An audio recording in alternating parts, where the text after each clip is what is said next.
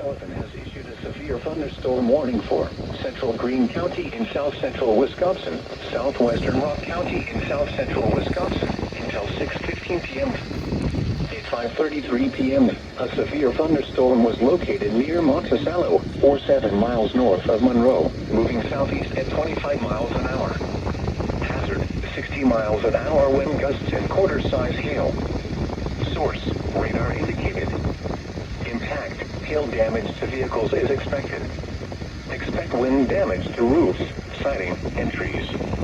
Locations impacted include Monroe, Brodhead, New Glarus, Monticello, Newark, Judah, and Avon. For your protection, move to an interior room on the lowest floor of a building.